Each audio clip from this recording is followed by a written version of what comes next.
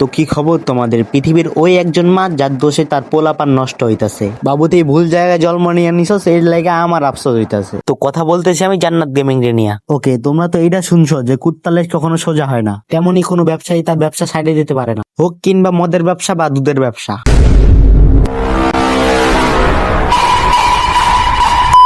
একজন মদ ব্যবসায়ী যতই মদের ব্যবসা করুক না কেন, পুনরায় আবার মদের ব্যবসা শুরু করছে।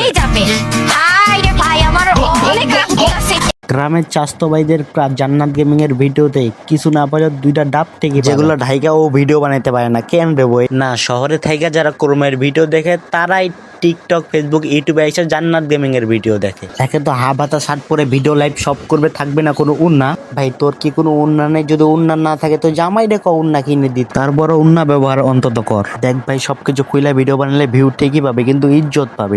সো গাইস, এখন বাজে হচ্ছে রাত 2টা।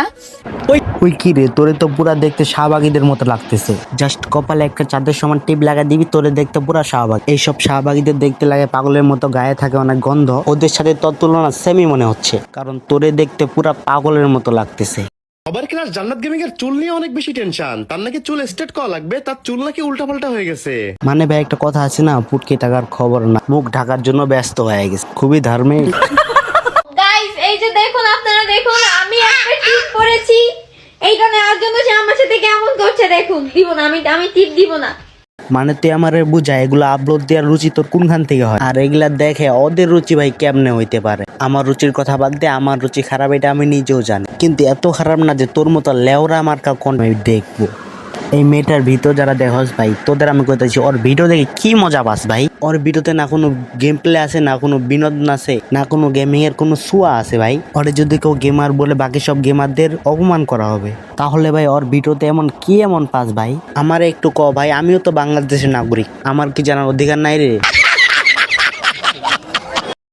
ওকে, তো কি নিয়ে কথা বলতেছিলাম? ও হ্যাঁ, গ্রামের চাস্তো ভাইদের জান্নাত গেমিং রে নিয়ে। তার নাকি এখন বিয়ে হয়ে গেছে, বাবুও হয়েছে বলে একটা। আবার বিয়ের আগে সে সুশীল থাকলে বিয়ের পর অশ্লীল। না মানে ভাই সব থেকে শেখা ভাই আমি খাইছি। না মানে ভাই বিয়ে হয়ে গেছে, বাবু হয়েছে, এখন মনে হয় সে ভালো হয়ে গেছে, কিন্তু না ভাই, কারণ এরা তো প্রকৃত ব্যবসায়ী, বুঝো নাই? ওই যে ভিডিও শুরুতে আমি বললাম না, ব্যবসায়ী কখনো ভালো হয় না।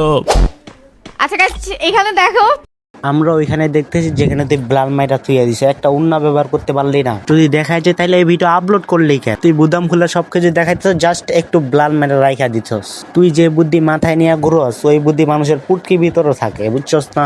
আবার দেখলাম বিয়া শাদির পর আবার ব্যাগ আইছে, ব্যাগ আসার পর থেকে ভিভ্যাসও পাইছে। আমি ভাই বুঝি না, ভিভ্যাস দে এইসব কন্টেন্ট ক্রিয়েটর দে যার ভিডিওর আগা গোড়া মাথা কিছুই নাই, তাদেরকে নাকি আবার ভিভ্যাস দিতে, কি একটা অবস্থা ভাই। ওর ভিডিও দেখে না কিছু বুঝাচ্ছে না কিছু শেখাচ্ছে, কিন্তু দুইটা জিনিস দেখাইতাছে। গাইস সামনে একটা প্লেয়ার দেখছি। ও নাইস 8 শট।